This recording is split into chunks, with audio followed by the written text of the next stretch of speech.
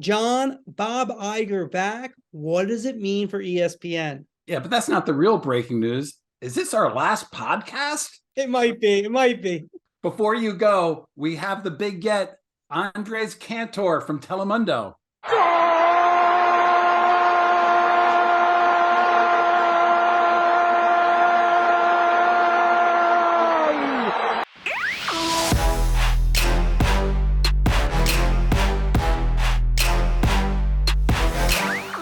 And we're back. The Marchand and Ourand Sports Media Podcast. I'm Andrew Marchand, sports media columnist for the New York Post. He's John Ourand. Our good buddy there, John Ourand, is the media reporter for the Sports Business Journal. John, a lot to talk about. But I got to start off something. Before we get to Cantor, before we get to who's up, who's down. You're a traitor. I do have a little news. You're a traitor. People have asked, where's Andrew? So this is what's going on. I may be leaving the podcast to join Mike Krzyzewski. Going to be the Marchand and Coach K Sports Media Podcast. First of all, there's no way Coach K would allow you to put your name first. There's no way that would happen. Well, I was on Coach K's show on Sirius XM. Big honor that he had me on the guest. This is what he said, though, so I don't know, maybe. You wrote an incredible art. I read it last night on Twitter and sports media, and I liked how you did it because you did it like a teacher. You said stuff, and then you said, "Okay, we're going to take a test. Would you do this or this?" Just if you could explain to our listeners the article and then the point. I think it's a great. I loved reading it. It made me realize, oh, yeah, why are you doing that? Boo! I mean, I can't tell you. I've probably booed Coach K more than any coach in sporting history. Let's go Terps. Greatest coach in college basketball history. I would not have said that a week ago, but greatest and love sports media. Very good taste for Coach K. All right, let's get to business. A lot to talk about. Who's up, who's down. Andres Cantor in a little bit. Thanksgiving. Happy Thanksgiving to everybody. To you, John. You want to catch up, get away from your family. We have this week's interview. Last week, you want to go back. Nina Kimes was excellent. Aaron Andrews 2 weeks ago. Peter Schrager 3 weeks ago. Go in the archives. A lot of big names you want to catch up and while you're digesting your turkey and your mashed potatoes. So everyone, happy Thanksgiving. All right, let's get to who's up, who's down. Who's up? Who's down? All right, I feel like I should do Maryland basketball coach Kevin Willard, 5-0 Terps this year as my who's up, but I'm going to do Bob Iger. We're going to dive into this news later in the podcast, Andrew, but the shocking news that Bob Iger is replacing Bob Chapek at the head of Disney was cheered by all corners of Disney's businesses. Our guy, Michael Nathanson, immediately upgraded Disney stock to outperform. We're taping this on Monday. Disney stock has been up big all morning. I mean, it's clear to me that Chapek lost the confidence of investors, lost the confidence of market analysts, lost the confidence of the Disney board, and even lost the confidence of Disney employees. And we have Bob Iger, the beloved executive, coming back to save Disney. There's so many tentacles to this. I can't wait to get to it in the topics. All right, we'll get that in a second, but I will say this. Bob Chapek might be who's up too, depending on the language in his contract, because he's got a new 3-year deal. So I wouldn't mind a 3-year deal to go away. By the way, you could say you could say whatever you want about me as long as I'm getting paid. Exactly. Yeah, exactly. Sounds pretty good. All right. My who's up, Eric Shanks. Why? What a weekend for Fox Sports. This is historic, really, when you look at it. Thanksgiving Day, Giants, Cowboys. Friday, Black Friday, USA, England in the World Cup. Saturday, Ohio State, Michigan, one of the biggest rivalries in all of sports. And then on Sunday, the late game, Rams and Chiefs, not as good as it could have been, but still a very good battle. That is an unbelievable weekend for Fox Sports. Before we get into who's down, let's rank them. What's going to get the most viewers out of those four? That's a good question. I'll go Giants, Cowboys. Giants, Cowboys. I'm going to go as number 2.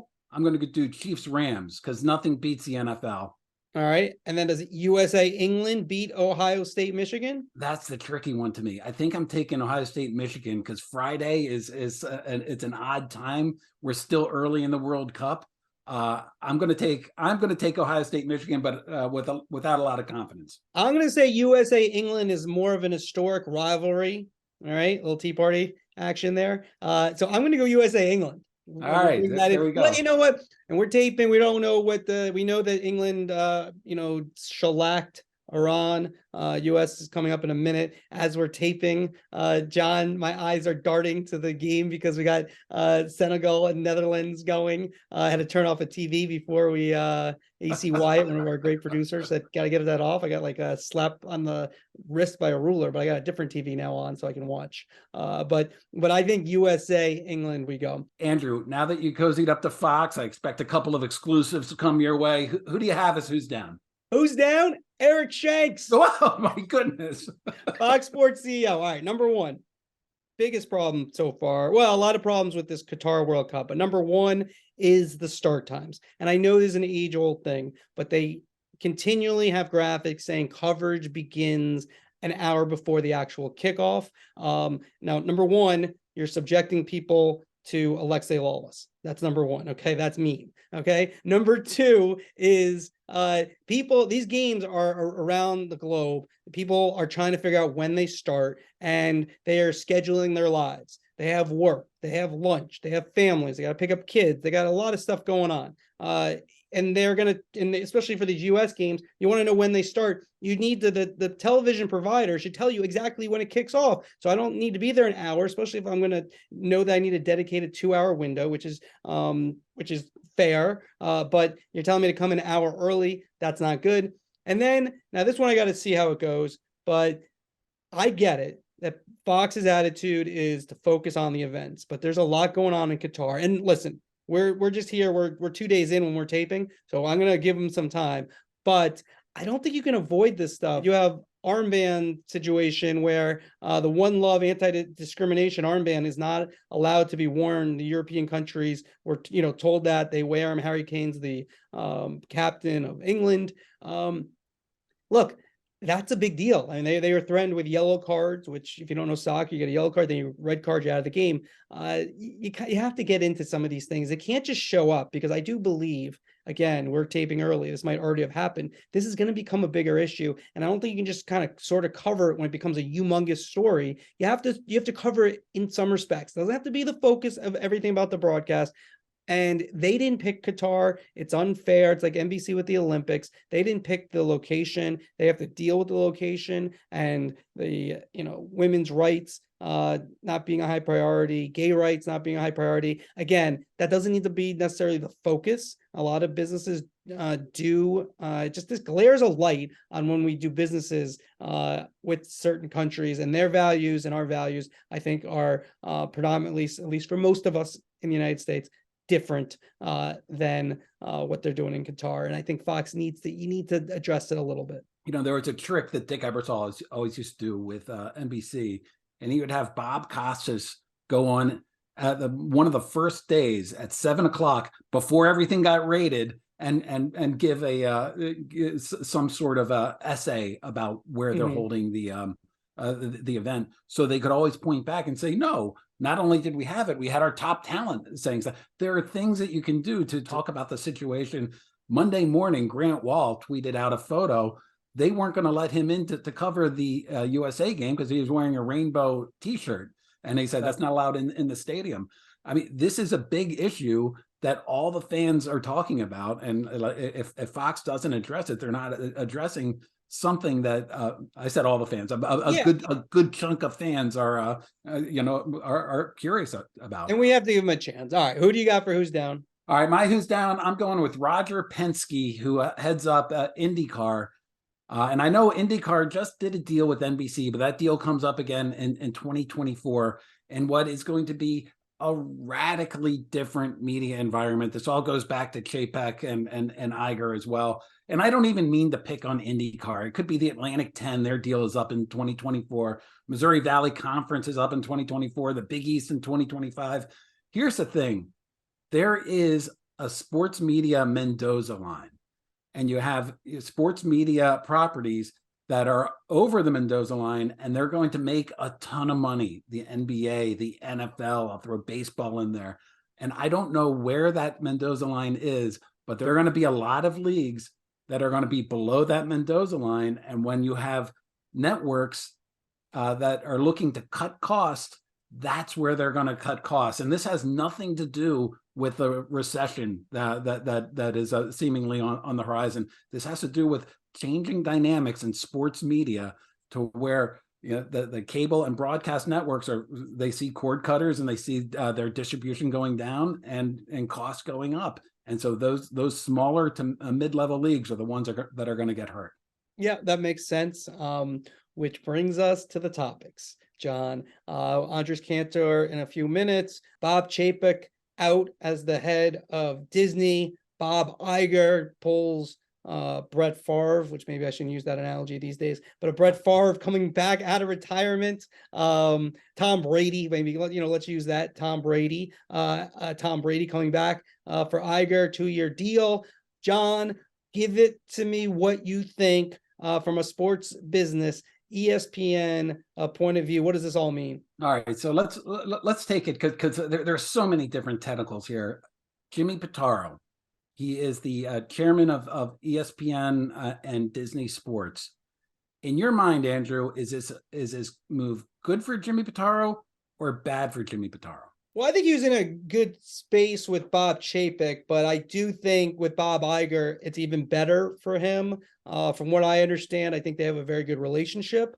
Iger is the one who gave him the job to be the head of ESPN. So he has a stake in Pitaro's success, which is always important. When we know from sports, if you're a GM and you pick a player, or in business, if you pick an employee. So I think it's a positive. We know from Iger's history, he likes sports. I mean, the other big thing he was supposedly going to do if he, this was kind of a surprise for him to come back, although there were kind of some rumblings for forever. Maybe he tried to buy the Phoenix Suns, even though there were some issues there because ESPN had reported on Robert Sarver, and Iger was, I think he held that against Iger from what I heard. And I think Bill Simmons might have said something about that as well. So yeah, I think a good thing for Pitaro. Your take? Yeah, I give it a push. I think Chapek, he was a below the radar sports fan. He let Pitaro run his own company. Pitaro had a lot of autonomy, it appeared, overseeing ESPN. When they had the activist investor that was trying to push Chapek into spinning off ESPN, Pitaro, helped convince Chapek to stick around. I don't think it's certainly not bad for Pitaro because he does have an established relationship with Iger. Iger is a huge sports fan. I'm a little I would give it a push, leaning good for Pitaro. I love it. You love being like a Michael Nathanson to give like a little what do they do when they do their little ratings? Like which way you're going with it? I don't know that stuff. But, on a scale of 1 to 10. All right, for the NBA. Wait, hold on. Let me say one more thing about that before. Is that I hear you. And look, the world's changed and where we're going here. But I do think under Chapek, and look, all these people are going to be very hands-on. They're the heads of Disney. But there was a feeling, a lot of cases that, business side, there are a lot of demands from Disney, and there still might be in terms of spending and what to spend on and when to spend. And that there over time that there has been a lot of rumblings about, some of the financial people at Disney and how much of influence they've had on ESPN in recent years. The big kahuna coming up. We talk about it almost every pod, the NBA. Does this move, does it mean ESPN's more likely to keep the NBA or less likely to keep the NBA? I'd say more likely. But I think they're likely regardless. Like, I don't know. Like, I think overall, let's just give an overall before. Like, I asked you, I don't know, like, yet if it, look, Bob Iger's Bob Iger. Ithaca College grad, second greatest Ithaca College media grad in history. I know, John, you think I'm pointing to me. No, Gorilla Monsoon, #1 all time. Right now, let's take you to Gorilla Monsoon. Once again, another Coliseum exclusive. Our Coliseum cameras literally everywhere here in the Hartford Civic Center. And Paul Bear, well, I am amazed at what happened. No doubt. So Iger, huge success. And you can't look, he's like he's on that Mount Rushmore of great media executives of all time. And so him coming back in his 72, that seems like a plus. Iger did great work. And that's why they want him back. That's why they can't replace him. Do I think it's that different what they're gonna do? I don't know Chapek, and I don't know, I don't have any really inside information about Chapek except stuff I've read. So I mean, could I see a Chapek maybe making more of a dollars and cents decision from what I know about him? Yeah, I think so. Iger is very pragmatic, don't get me wrong, but I think there's a love and appreciation of sports that maybe someone who doesn't have the history might not have had. But I don't know if that's a strong take I have. I just think Iger is just a proven winner in that position. If there's one theme on this pod that I try to stress all the time, it's the sports business and sports media is such a relationship business. And who has better relationships with the NBA than Bob Iger? And so I would say, I think it was likely under Chapek that they were going to keep the NBA. I think it's extremely more likely that they're going to do a deal with the NBA because Bob Iger is somebody who Adam Silver is comfortable with. He knows. No, that makes sense. Absolutely knows. I think that is an area to mind there. Our favorite topic, ESPN going direct to consumer. Okay. When Iger was running Disney, this whole direct-to-consumer strategy, it came from him. So in one sense, it's it's a no-brainer. Of course, he's going to go direct-to-consumer. But direct-to-consumer has now totally changed. They're looking at, and one of the reasons that Chapek's not around is that Disney Plus lost $1.5 billion last quarter. And so that you have to sort of corral that. ESPN is still making a ton of money from the cable operators. I know that they're able to go direct to consumer by contract if they want, but then they would get less money from the cable operators. It's a sort of a sliding scale. I still think that they're going to go direct to consumer within the next 2 years, and Iger's going to be around for 2 years. But I do have questions. That's something to continue to look at there. It does change the equation of our big wager that you've come around to the right side.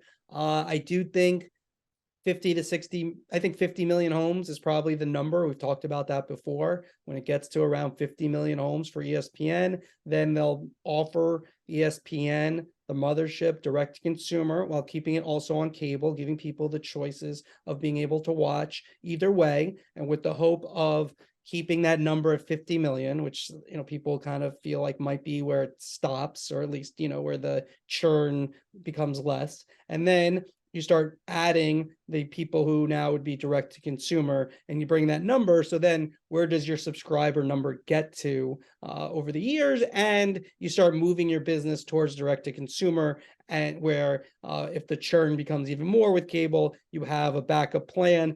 And I don't think you make all these rights this way and make such a move if you're going to just change course. I mean, you could, and the NFL is the big one, you could try to change course, but I'm not sure if that's the way you're going to build, right? If we're building towards the future, the spending on ESPN is not going to end. They just did $40 billion worth of deals, and they're going to spend more on the NBA. The other thing I'm looking at is ESPN's relationship with gambling. When Iger was running ESPN, he was a bit of a prude when it came to gambling. He wanted to control the Disney brand. He was scared about associating the Disney brand with gambling in a big way. It appeared that Chapek was much more inclined to doing something big when it came to gambling. He seemed more positive to it. Does this drive ESPN closer or further away from doing a gambling related deal? Not taking sponsorship, because of course they'll take sponsorships from gambling companies, but actually setting up like a sports book with the ESPN brand or something along those lines. Yeah, it's interesting. So you come here and we want to have answers. I don't really have an answer, right? Like these are all questions that we're looking at, right? Because Bob Iger didn't get to his position by just staying stale with his thoughts, right? They evolve and you change. That's what the best leaders do. You have to pivot all the time if you're going to be a good leader. And look, if you look at ESPN as a business, the gambling aspect of it makes sense. And I don't think they're spinning off. I know that there's a lot of talk about that, but if you look at the things that they would do if they spun off, they just don't make sense. They'll be able to do a gambling deal if they don't spin off. And so, I mean, I feel like the Iger move, again, we don't have answers yet. I'm not saying I do. And I really, and I think this is why I like doing the podcast with you. We really try to know what we're talking about. This is it's a little early to really know what they're doing. But my sense would be that maybe the business aspect of it, of what they're going to do in terms of ESPN, I'm not going to talk overall Disney, in terms of ESPN, is probably going to be similar. But I do think that Iger understands the art more than Chapek did. Like, for example, and Chapek seems to, and he comes from parks, he just kept raising and raising the prices on the parks. And I think they made more money than ever before in terms of their parks, which might make sense, but there is something about making your most loyal people happy. So they continue so you don't lose those people. So I think Iger, with the art of being the head of Disney, is going to be much better, which is probably, good for ESPN, for talent. Now, they did spend a lot with Chapek, especially at the top talent. But I think that could be different. I think one thing I tweeted out the other day, and this is 100%, I think, if this happens a year ago, all the stuff we talked about in terms of sports media would have been totally different. I think Al Michaels likely ends up back at ESPN, ABC, Monday Night Football, very tight with Iger, golfing buddies. There were discussions before Iger left to try to trade for Al. I know that there's denials, like people didn't know that. Like, I wrote about it. Like, yeah, they all know about it. They're all playing golf together. They all know what was going on. They can act like they don't. We'll let them do that. But the bottom line is, I think Iger might have led to Al being back. Joe Buck then stays at Fox, maybe eventually goes to ESPN because Al's going to retire at some point. Aikman, I think, probably stays at Monday Night Football, but a lot of moving chairs if this had happened a year ago, which is kind of interesting. What ifs if this had happened at a different point in sports media and media history. All right, final thing on this. Iger is going to sign a 2-year deal, and part of what he's trying to do is find a successor, which, by the way, is what he tried to do for a decade before he actually left. Yep. And they got Chapek. Is Jimmy Pitaro on that list of potential executives? I would think he is. Yes. I would think he is on that list. He has that pedigree. If you look at his Disney background, what he's run, I think that he potentially could be on that list. Do you want to be on that list? They're 0 for 2. He's not very good at this. I don't think I'd let Bob Iger, as great as he is, pick this thing. I want to be on that list, but maybe I don't want to get it. Exactly. Yeah. Well, I don't know. Maybe, I don't know. You probably want to put me on the list. Put me on the list. You probably get a big house, which I'm sure Jimmy Pitaro has, but you probably get a bigger house. Yeah, I would think Pitaro's on that list. I mean, he seems to be in that family, and at that level, I can't imagine he's not on the list. One thing about Iger, as we head out of this topic, is during his first run, he was known for these innovative deals where he shocked the business by buying Pixar. He bought all the Marvel movies, the Star Wars movies. Within the next 2 years, we're going to see a big deal that we're not really contemplating right now. I mean, could there be something where there's some sort of merger or they work something out? These are things to look at, but I can pretty much guarantee Apple and Disney might merge. Well, it wouldn't be a merge. Apple would buy Disney potentially, but there's going to be some big deal that Iger oversees, because that's what he does. As I said, like with the Pixar, the Marvel, Star Wars. Yeah, that's Chapek guy. Yeah, I mean, again, these guys, this is what they do. I was surprised Chapek made no deals. You got to put your stamp on it right away, and especially you got to get people's attention. Like, I just remember reading the Disney Wars book, and Iger did that very well. I forgot exactly which deal he made, but just right in, you got to go and spend some big money and make some deals to really establish who you are. And I feel like Chapek didn't do that. You can't be just a manager at that level.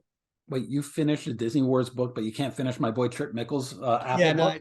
well, Disney Wars is pretty good. Not that Trick Nichols is very good. It's a very good book, Chip, but Disney Wars is special. That was an amazing book. If you haven't read Disney Wars, go read that one. They gave full access, and and then everything broke loose, and it was a tremendous book. So Trip Mickle's book's gotten more publicity on this podcast, and no offense, Trip, than it deserves. We have sold at least 3 copies of Trip Mickle's book on this, on this podcast. All right, let's move on. We both reacted. We're on the phone right away after this. Sign of a good podcast partnership. MLS and Apple, they announced the pricing. It's going to be $14.99 per month, or $99 per year. If you're not an Apple TV Plus subscriber, you get a slight discount, a couple dollars off per month, and $20 off the yearly to $79. If you are an Apple TV Plus person, I wrote a long part of my third item in my post plus that Coach K probably read, about Apple and MLS. What's your take? When we talked right after the numbers came out, we both had sticker shock, and we both thought it was a very high price point to get out there. But Andrew, really, it's the cost of a cup of coffee at Starbucks per day. I'm not going there. I have some takes. You love to give we had this take. You love putting words in my mouth, but go ahead, because those aren't the views of that I'm fully endorsing. They're not the views I'm endorsing too. All right, go ahead. So what do you think? I believe when we talked, I said I want to have Apple as who's down, but I'm afraid you're going to take them as who's down, and neither of us did it as who's down. My take on this is very similar to your take on Amazon with the NFL. It's a long-term deal. And so they're starting at a certain price point for for an out-of-market package that didn't necessarily it wasn't successful on beforehand. And so they're going to get a lot of learnings from this to see how people will watch. If nobody comes, they're going to switch it around. I don't feel that what we're going to see in season 2 is going to look anything like what we're doing right now, because I am seeing, it doesn't seem like an endorsement of what they're doing. Like when you look at the business plan, I looked deep into it. I did a lot. I don't know how many words it was, but a long thing on it. And this is my take on that, is that, look, when you do, Apple knows a lot about subscription. I said in there, I give them $1 for my kids' storage that I'm not even sure if they use or not, but just there's $12, $24 a year, 2 kids. And so, so they're very good at that. So just by accident, they might be able to get, a good amount of people, $14.99 is not $1. You look into $14.99 if you keep getting that email. But when you do subscription, you want to take as much money from your most diehard fans. I mean, that's like the nature of subscription, because they're the ones who are going to pay. They probably pay $29.99, maybe, a lot of them. They'll pay anything because they want MLS. The issue to me is, will you lose the person who's kind of interested but not fully interested? Now, they're going to do deals with Fox and ESPN and ABC, and they'll be on those networks as well. And there'll be a lot of games also in front of Apple TV's paywall. And there'll be some FS1 games, ESPN, whatever. So there'll be an array of games that are free, but there won't be the promotion. Fox and ESPN are not going to care about. Not that they promote it so much now, but they're not going to care about it. And the other thing I really didn't understand is that they're giving it to the season ticket holders. 300,000 to 400,000 season ticket holders that MLS has. I don't understand why you give it to those people, because I think those are the people who are going to pay for it. They're your most loyal customers. They're into every home game. They were going to want to watch the away games. So I don't understand why you do that. I know that I was told that, well, they'll evangelize it and tell people how great it is. Okay. That's great that Apple and MLS are so altruistic, that they just want to give it away. I mean, I think it's about making money. And so I wouldn't have done that. I don't really understand that strategy, because I think those are the people that your core is. And if they do release numbers, and generally Apple's not so great about telling anybody about their business unless they're just, positive numbers that they want to share. So if they're negative, we'll have to try to find out without them telling us. But you look at it, they reach, they say a couple of billion devices. Let's just put it down at 1 billion devices. If you get 0.25%, 0.25, less than 1% of those devices, you can get to $250 million a year, which is what Apple's paying MLS. That might be optimistic, but that's what you can get. It is going around the globe. And they are in a lot of, they have a lot of players from different countries. So does that add up to 2.5 million people at $100 per subscriber? Maybe, but still, you can make the argument you could do a domestic deal and then have an international deal for Apple. Here's the game changer. You add a Messi, even though at the end of his career, that could be a game changer in terms of how many people would want to watch Messi around the world, just to see if he's still at his genius. And he's still at genius level during this World Cup. A year, 2 years from now, will he be? Depends. Here's the thing about Apple, and you hit on this. They are an incredible product company. But, we've talked about what they did with baseball. They don't know anything about sports. I'm told Apple are the ones that came up with these price points. It wasn't really MLS that was doing it. And for Apple, this whole MLS deal is a totally low risk deal. They're dipping their toe in the water. It's a very small investment for Apple. And I had one source that was describing it to me like, forget the morning show or Ted Lasso. Take like their 10th show, their 10th series, and the production costs on that 10th most popular series will likely cost as much as what they're paying to MLS on an annual basis. And so they're sitting here in a long-term deal, and they're going to, in terms of data that they're getting in and how to price it. I mean, what I was expecting, and I think what you were expecting, is the iTunes of sports. I want to watch this DC United game, and I'll pay, $3.99 for that one game. And eventually it could get to that. But I don't know if that works. So here's the other thing, John, and like, I'm more of a soccer guy than you, right? You like a lot of different sports. Soccer's not.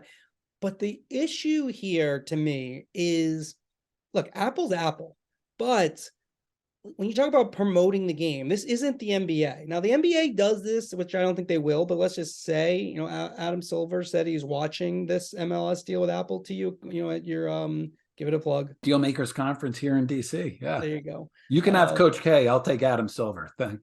Yeah, not bad. Both are good. The bottom line. By the way, they're both Dukies. Yeah. Yeah, but I didn't realize I was on what to do. The bottom line is, Maryland's okay, but Duke's great school, bad basketball team, but yeah, whatever. Yeah. But they're not going to do it. But if they were to do it worldwide, there's the two biggest world sports are soccer and basketball.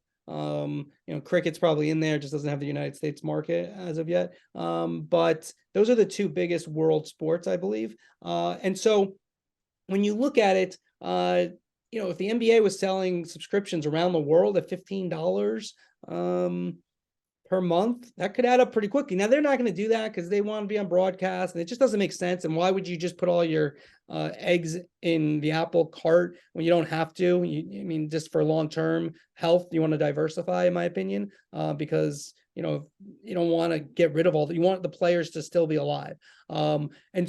But I do think it does make sense. But what you hit on is that the MLS product is not good enough.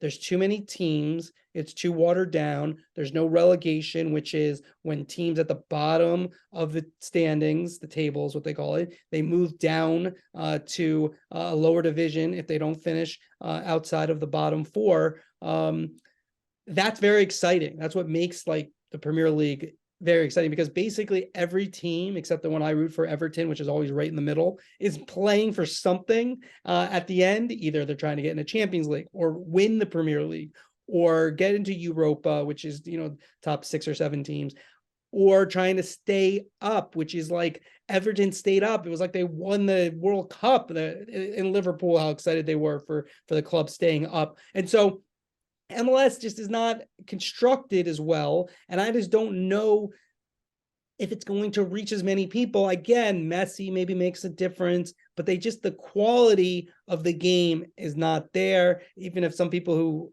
in MLS or who follow MLS will tell me it is, I watch I mean, I think I know what I'm looking at. The quality is just not there. The storylines aren't there as much. And not that there aren't, and people can be fans of it, and there are people who are fans of it, but I just don't think it's there yet. And I don't know if you get the growth with Apple. But again, the counter argument, which you made. This is where our pod is fun, like where we agree, but we're looking at it from a different lens.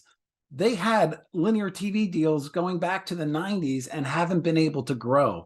I mean, here's one more thing just about But they've grown. Like, look, MLS, just I want to say, and you're right, and I was getting at your point. MLS is a success overall. I mean, it's been a great success for people who own MLS. And even the wages, they're giving at least the lower level players a living wage now, which is nice to see. But but overall, it's been a success. It's not like it hasn't grown. It just hasn't grown as a TV sport. So how do you do that? Well, maybe, you bring in a Messi, but it's really more the quality of the overall game, in my opinion. You need to be a top league, and I'm not sure the way it's constructed if we get there. Yeah, and I just want to get back real quick to the out-of-market package and the price point. I think you can point, other than NFL Sunday Ticket, and the NFL is just the NFL, there really hasn't been a successful out-of-market package that's really been certainly as popular as NFL Sunday Ticket. So this price point and what Apple is doing with it, it could be a failure. I think that it's most likely not going to attract a lot of people at first, but the removal of these sort of out-of-market territories, everything is headed to this direction, to where leagues are going to have to stream their out-of-market games like this. MLS is first. They're not going to be last. And I think that there could be an advantage for MLS, not talking about the quality of the game like you are at all, but there could be an advantage for MLS as the first mover. Yeah, here's my last point is that the other thing I don't like about it is you really have to make a decision about MLS if you're a fan. So I'm a huge soccer fan. I watch a lot of soccer. And really, look, when you talk about competition is everything, right? It's every which way. That's what competition is. But you do only have a certain amount of time to watch soccer, right? And so it's not part of a package. Now, if this is just part of Apple TV Plus and I get it, okay, fine. And I don't have to think about, well, do I want MLS? Do I want to spend another $15 a month? That's where I don't like it. And where like the hockey deal, where ESPN Plus has nearly all the games. I know there's a big talking point for MLS and Apple is no blackouts, and that is good. Don't get me wrong, but then you only have one partner. That's the problem with, yeah, it sounds great from a consumer point of view, yes, but from a business and making the most money point of view, you want multiple partners to get the most money, generally speaking. And so it's nice if you're a hockey fan to just go to ESPN Plus and be able to get basically any game at any time. And that's good for that service. It makes you like that service more. MLS, you have to give thumbs up, thumbs down. I don't really like that if I'm MLS. And I get it, they didn't have choices. So at the end of the day, they could talk about how this is the greatest deal ever. This was their best choice by far. Their money wasn't close with the other networks. How big of a soccer fan is Andrew Marchand? You actually sat through, God love you, Ecuador versus Qatar. And then you were complaining that a Ecuador-Qatar match didn't have a pregame show. I mean, it had a pregame show. Had no postgame show. or a World Cup. Show. This is the biggest event. Now, look, a lot of this stuff is not Fox's fault. It's their fault that they have to be in business with FIFA. But this World Cup, it's tough. It's in Qatar.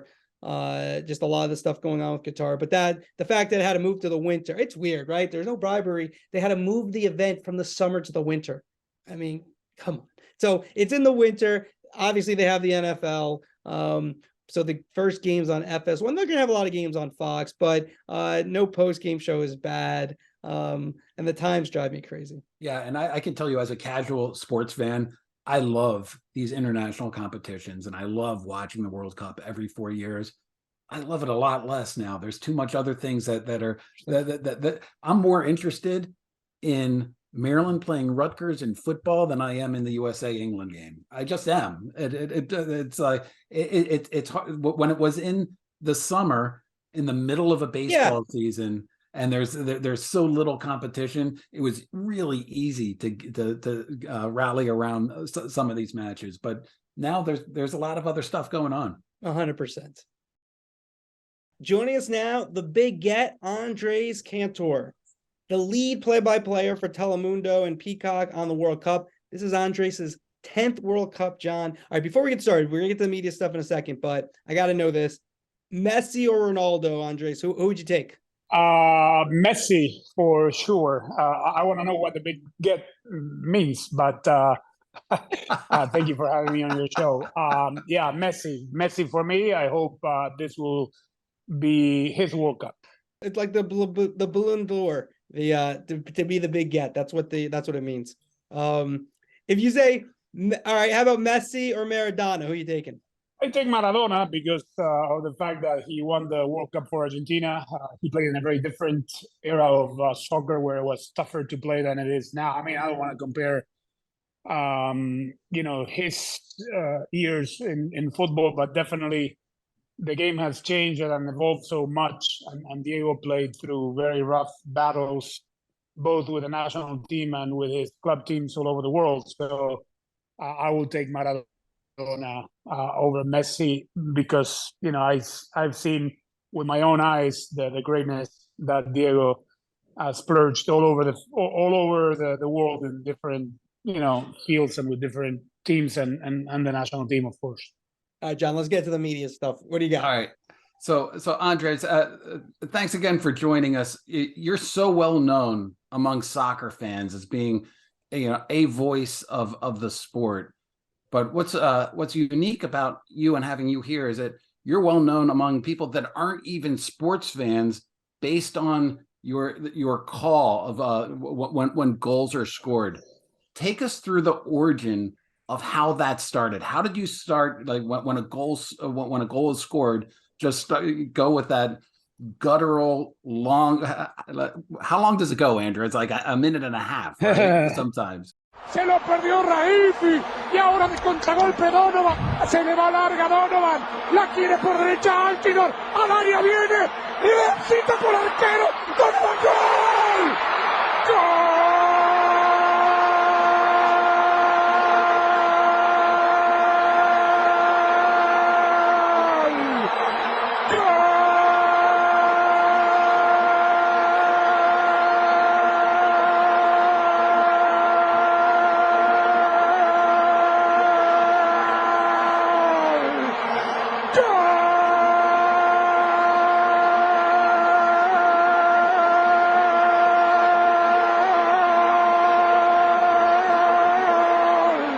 No. I mean, if it goes a minute and a half, I'll probably faint and pass out. That is for sure, John. It goes longer than I can take it. I know that much, Andres. Well, I really appreciate the fact that people, tune into Telemundo's broadcast when I'm on TV, especially once every 4 years. Like you say, many people are fans of the World Cup, not necessarily of the game itself, and they don't, watch week in, week out. And having said this, the origin, I always said that, I didn't invent anything. I was very lucky enough to be in the right place at the right time when the World Cup in 1994 came around. Most of the Latin American announcers that I grew up listening to in radio when I was a kid in Argentina called the goal the same way. Now you can just, go from country to country, and most of the radio announcers and most of the TV announcers, also call the goal with as much passion as I do. And, I was lucky that in 1990, I started putting that goal call in the map, and then the 1994 World Cup happened.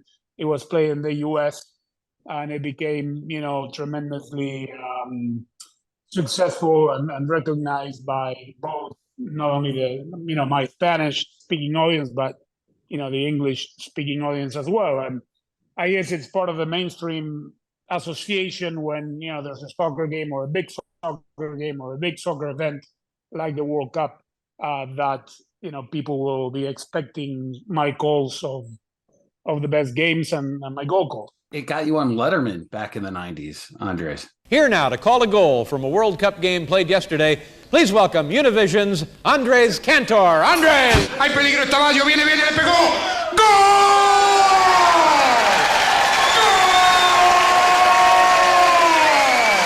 Yeah, I went all the way went from Letterman to Jimmy Fallon a couple of weeks ago. Ladies and gentlemen, please welcome the legend himself, Andrés Cantor, a.k.a. Mr. Goal, saying the word Lizzo. Lizzo!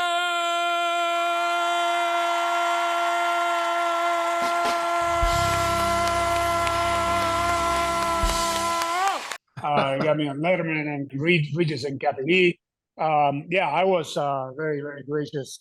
I was very thankful. I mean that, my work had that much recognition since 1994. So you were born, as Andrew said, in Argentina, and you grew up. You moved to Los Angeles, so you know the United States market very well.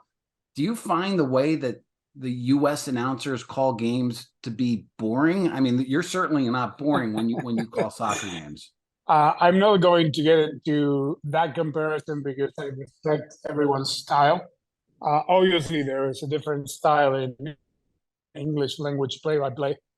This country has great announcers. I think there's got to be more opportunities for U.S.-born English-speaking announcers because they do a great job. And obviously, there's a lot of English announcers from England that are superb, that are, masters of the game. But each one has its own distinct style. And I'm, the audiences, I guess, are the ones that will let the network know whether, they would prefer something else or not.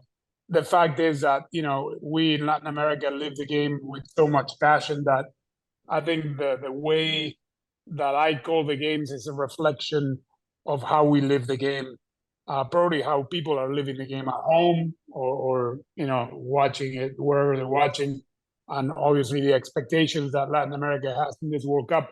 I don't know if it's greater, but obviously for us it's a big deal. Andres, when you look at your career, what's the aspect that you're most proud of? Obviously, I think the topic that we're touching on it makes me very proud that I have been able to transcend language, and I have been able to draw the attention of English-speaking fans that not only are turning into our broadcast because of my goal call, but because they understand that I have a lot of passion, that I pronounced every player's name, that those who do understand a little bit of Spanish can realize that I don't want to sound I want to be as humble as possible. I think I try to have knowledge of the game and know the game and know the players and not just concentrate on stats. I've seen enough soccer matches in my life to be able to say that I think I understand tactics, and I think people appreciate that. And obviously that makes me very proud. Obviously one of the proudest and most memorable days of my life was a little bit over a year ago when I was inducted into the National Soccer Hall of Fame, winning the Colin Josie Award for the contributions that my work has done in U.S. soccer. No play-by-play announcer, Narrador, has done more to grow this beautiful game. And so it is my indescribable honor to welcome Andrés Cantor to the stage to receive the Colin Josie Media Award. It is extremely moving, and I want to thank everyone from the bottom of my heart. So that undoubtedly was one of the proudest moments of my career. And if you could have a do-over in your career, what would it be? Honestly, looking back, I can't pinpoint anything that I would like to. A couple of results would be great. If I can unturn the result of the 2014 final, if Götze could have been Messi, that could work. But in terms of my professional career, honestly, I look back and I feel blessed and thankful that I have been able to be, have the best seat in the house at the biggest games that this game has to offer at the club level and at the national team level. So really I have nothing to ask for a review. In our neck of the woods, what we talk about and we talk about the pod is is all these new deals that are happening where soccer's going, and MLS and Apple, announced last week that they're going to charge $14.99 per month. And I think part of their calculus is that they want to get people around the world to subscribe to these games. Where do you see that going, and where MLS stands in terms of becoming more of a global league? Well, I think we have to look at it two ways. Apple and MLS will know at the end of the day. I mean, more Apple than MLS, if it turned out to be the business that they expect it to be. But it is great for the MLS to be able to have a global platform like Apple TV, because it's a one-stop shop for any fan of the MLS to go find the game all over the world. It was very hard before. You have to know what network, if there was a network in a given country, televising the matches of the MLS. So in that sense, the platform that MLS has now with Apple is great. This is an ever-changing business. The evolution of broadcast from linear to streaming, from paid subscriptions, from pay-per-views to these type of streaming pay-per-views, which are pretty much the same but cheaper, I guess. We all paid. I'm pretty sure you, Andrew John, paid $99 for a good fight. So have I. So well, now we pay to watch the leagues from all over the world, being on streaming or wherever they're televised. So it's a new business model, and again, for the exposure that MLS will get around the world, I believe the Apple deal is great. How would you characterize the popularity of MLS right now in terms of all the other leagues that are coming into you have the EPL, you have, of course, the Mexican league, you have the Bundesliga, the Italian league? Well, MLS, obviously, it's it's a good league. The level of MLS keeps being better year to year. The product that they put as a marketing standpoint is very good.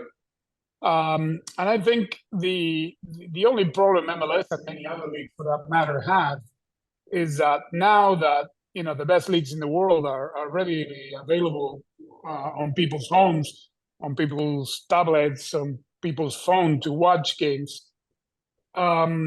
There's only so much time in the day that the regular fan can spend watching soccer matches. So what I'm trying to say is that after you watched Manchester City against Liverpool in the morning, and then you watch your team that you root for from your own country, if you're an immigrant in our country, you have to have an extra 2 hours a day at 7:30 local to watch your MLS team. And obviously the level of play of Premier League, I think, is done.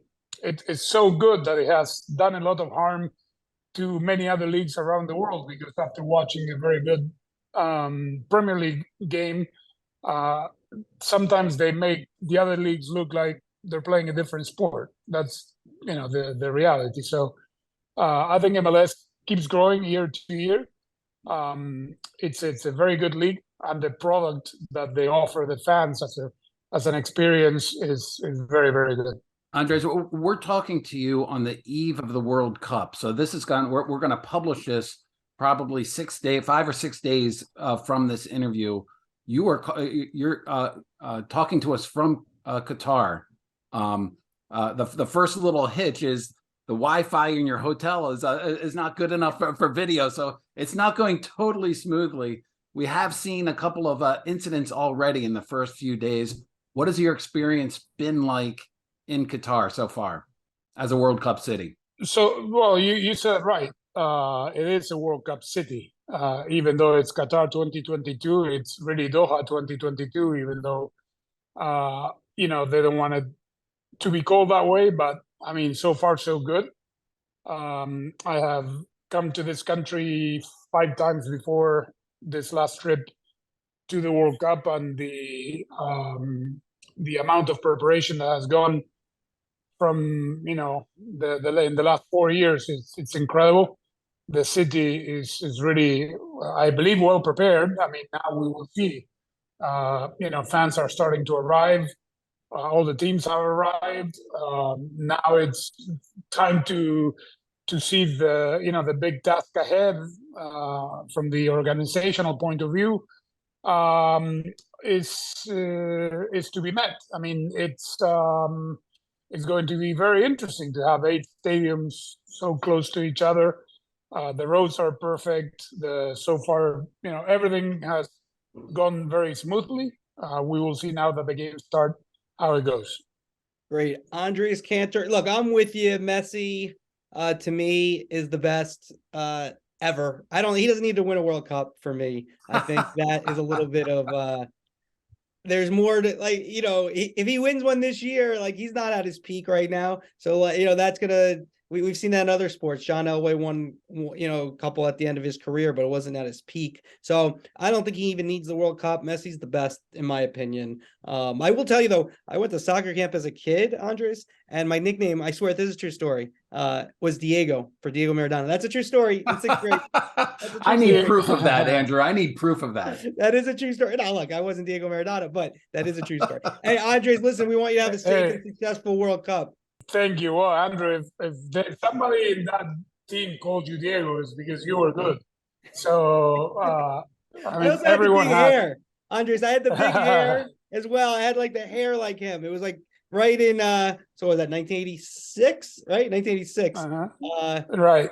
Yeah, so I had the big hair too, so I kind of looked a little bit like him. But anyways, thank you. Funny because Andrew, when I played soccer, I was a goalie. They called me Roberto Duran because I had hands of stone. Everything went by me. Thank you, guys. Thank you, and I hope you get to watch our coverage on Telemundo and streaming in Spanish on Peacock. Great, we will. Thank you very much. Thanks, Andres. Thank you. That was a fun interview, Andrew. You know, my big takeaway from it is when he does his goal call, like, to me, it is such an Andres Cantor call. But like he said, where he grew up in Argentina, that's how they all call him like that. So yeah. to him, it wasn't original at all. Exactly. I mean, and he's had quite a career when you think about where he's been. And we played the clips with Letterman, and then he was on Kathy Lee, Regis and Kathy Lee. Now he's on this podcast. So his career was doing well. Now it's going the other way. But look, he's a legend. So that was fun to get a chance to talk to him. And maybe he'll get a call of the week. But right now, let's do it. Call of the week. Call of the week. All right, college football. Why don't you lead us off on this one? All right, this was on Fox Sports. A lot of Fox Sports on this podcast. Jason Benetti, who we both believe is excellent on the play-by-play. TCU and Baylor, final seconds, game-winning field goal. Let's hear Benetti. Another run. DeMercado. Gonna get on the field. Yeah, he got a hustle here. Wow. A run. And now it's a total scramble. Emergency mode for the unbeaten Horned Frogs. Hypno-Toad in a hurry. Griffin Kell for the win. TCU is undefeated still. Wow. Unreal.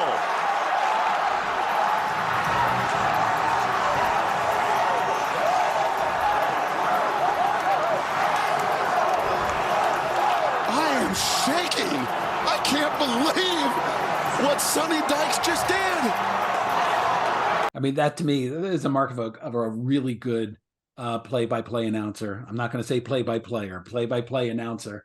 There's chaos on the field, and he kept his head, described the chaos. He got it, the tone of his voice was conveying that there was chaos. And I just thought, no surprise at all, Benetti nailed it. Yeah, I mean, he's excellent. That was a great hire by Fox Sports. And I think you make a great point. And, that's the difference when you've done 1 million games of being able to stay calm, realizing what you have to do in that moment. And he did it, and it was a sensational call. So Jason Benetti gets our call of the week. All right, you got to get out of here, man. You got USA Wales is coming up in a matter of minutes. It's always fun hanging out and doing this every week. If you're listening this far, please go on, rate us, leave a comment. We're told that helps. And this was fun, Andrew. Let's go USA. Yeah, USA, and happy Thanksgiving to everybody. And enjoy your weekend, and we'll be back next week.